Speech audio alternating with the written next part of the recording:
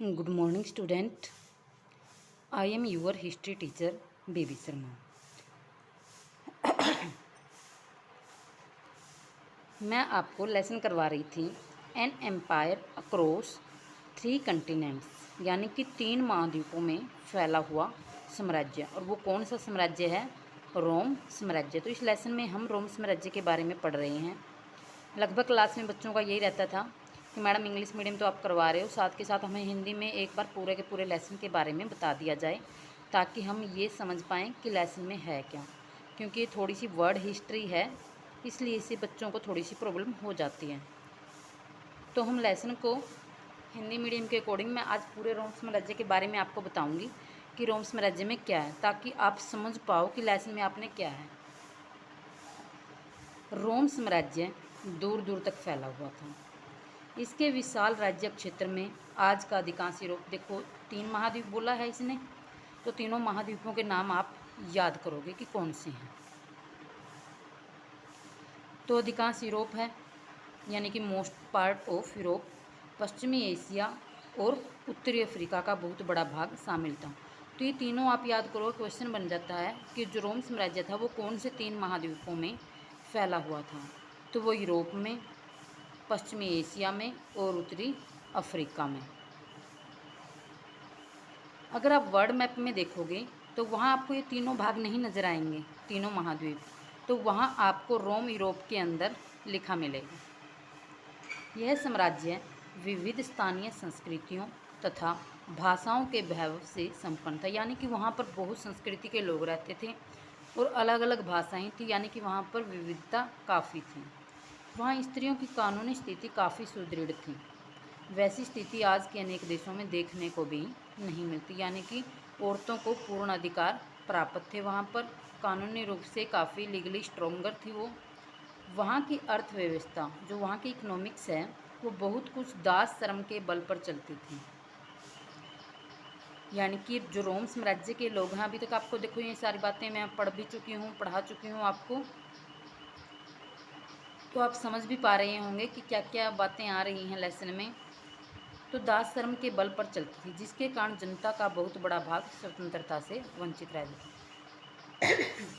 यानी कि रोम साम्राज्य के जो लोग थे उनको दास रखने का बहुत ज़्यादा शौक था. दासों को तो बल्कि एक फैमिली मानते थे अपने. जैसे मैंने बताया था ना कि फैमिली कैसी थी रोम साम्राज्य में. तो रोम साम्राज्य में न्यूक्लियर फैमिली थी, यानी कि एकल परिवार थे. बड़ा बेटा जरूरी नहीं था कि माता पिता के साथ रहे, वो अलग ही रहता था अक्सर, चाहे शादी भी ना हो रखी हो उसकी, तब भी वो अलग रहता था. ऐसा था रोम साम्राज्य. लेकिन दास अनिवार्य थे और दास को वो फैमिली का एक पार्ट मानते थे.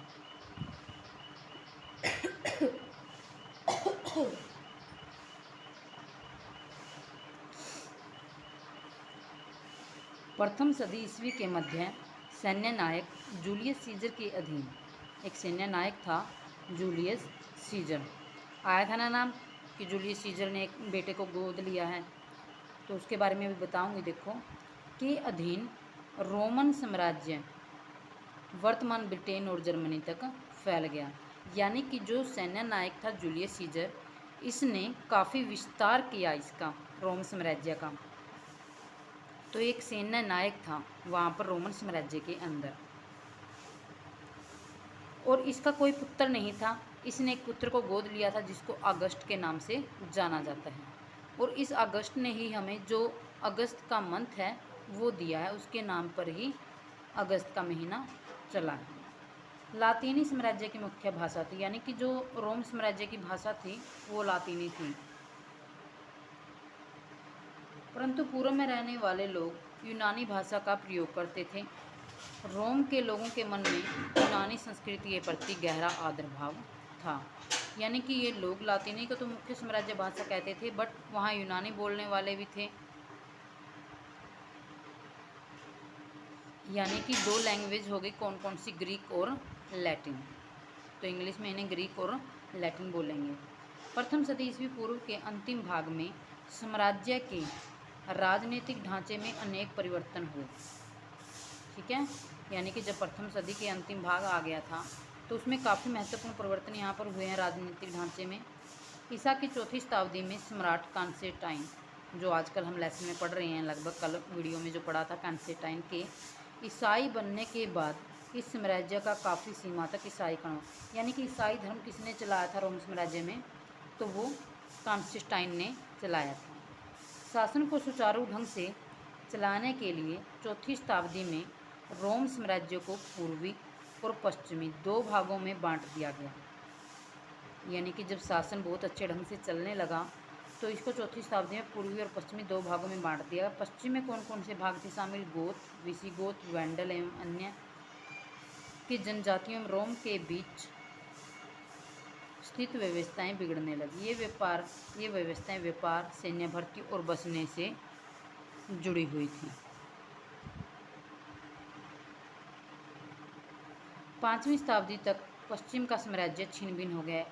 कई बार क्वेश्चन पूछ लिया जाता है कि पहले कौन सा, जैसे दो में बांट दिया गया था, एक पूर्वी था और एक पश्चिमी था, बट जो पश्चिम वाला था वो छिन्न भिन्न हो गया था।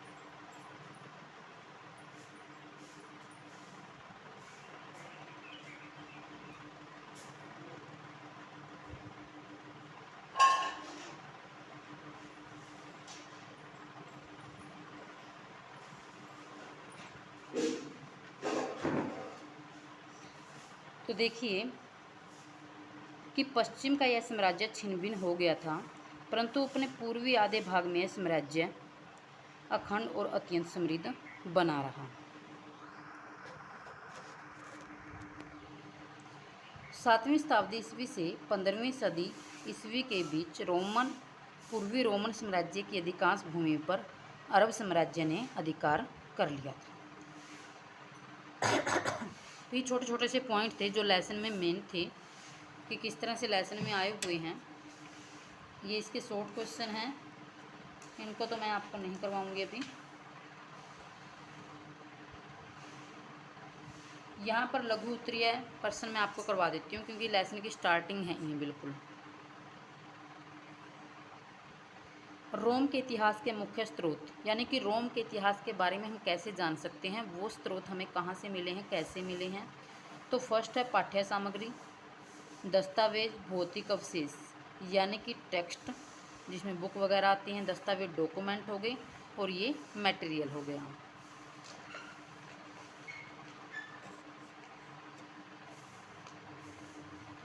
पाठ्य सामग्री, इसमें समकालीन व्यक्तियों द्वारा लिखा गया उस काल का इतिहास, पत्र, व्याख्यान, प्रवचन, कानून आदि शामिल है। समकालीन व्यक्तियों द्वारा लिखे गए इतिहास को वर्ष वृत्तांत कहते हैं। वर्ष वृत्तांत इसलिए कहा जाता है क्योंकि एक वर्ष में जो भी घटनाएं होती थी वो लिखी जाती थी, इसलिए इनको वर्ष वृत्तांत किया, क्योंकि यह प्रतिवर्ष लिखा जाता था। दस्तावेज यानी कि डॉक्यूमेंट, दस्तावेजों में मुख्य रूप से उत्कीर्ण अभिलेख, पेपायरिस तथा पत्तों पर लिखी गई पांडुलिपियाँ होती थी। पेपायरिस एक पेड़ था जो मिस्र में नील नदी के किनारे मिलता था और ये काफ़ी मजबूत होता था, इसलिए इसके ऊपर राइट किया जाता था। उत्कीर्ण अभिलेख प्राय पत्थर की शिलाओं पर लिखे जाते थे, इसलिए वे नष्ट हुए और बहुत बड़ी संख्या में यूनानी तथा लातीनी भाषा में यानी कि ग्रीक और लैटिन में मिले हैं। थर्ड है मटेरियल, भौतिक अवशेषों में अनेक प्रकार की वस्तुएं शामिल हैं, उन्हें पुरातत्वविदों ने खुदाई तथा क्षेत्र सर्वेक्षण द्वारा खोजा है। इनमें इमारतें, स्मारक, मिट्टी के बर्तन, सिक्के, पचिकारी का सामान तथा भूदृश्य शामिल हैं। इनमें से प्रत्येक स्रोत हमें रोम के अतीत के बारे में जानकारी देता है। तो यानी कि जो रोम के बारे में हमें जानकारी मिली है वहाँ से कौन कौन से सोर्स मिले हैं, तो टेक्स्ट मिला है, डॉक्यूमेंट हैं, डॉक्यूमेंट के पश्चात मटेरियल है, तो ये चीज़ें हमें वहाँ से मिली हैं। सेकंड क्वेश्चन है रोम तथा ईरान के साम्राज्य, ये रोम और ईरान दोनों यूरोप में हैं। थोड़ा सा हम ईरान के बारे में भी इस लेसन में पढ़ेंगे। 630 के दशक तक अधिकांश यूरोप, उत्तरी अफ्रीका तथा मध्य पूर्व के विशाल क्षेत्र में 2 शक्तिशाली साम्राज्यों का शासन था। ये साम्राज्य रोम और ईरान के थे। उनके साम्राज्य एक दूसरे के बिल्कुल पास थे। उन्हें भूमि की एक संकरी पट्टी होती है जिसे फ़रात नदी, यानी कि जो फ़रात नदी थी वो इन दोनों के बीच में थी। रोम साम्राज्य का विस्तार, रोम साम्राज्य का भूमध्य सागर और उसके आसपास उत्तर तथा दक्षिण में स्थित सभी प्रदेशों पर प्रभुत्व था।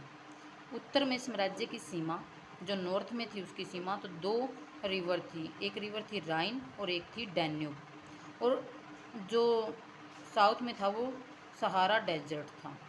ईरान कैस्पियन सागर के दक्षिण से लेकर पूर्वी अरब तक समस्त प्रदेश और कभी कभी अफगानिस्तान के भी कुछ एक भाग इसमें शामिल थे। इन 2 महान शक्तियों ने दुनिया के उस अधिकांश भाग को आपस में बांट रखा था जिसे चीनी लोग ताचीन अथवा बृहत्तर चीन कहते थे। तो इस तरह से आप यहाँ तक इसको समझें। लेसन का थोड़ा सा और मैं आपको बताऊँगी नेक्स्ट वीडियोज़ में, तब तक आप इतना ही करें।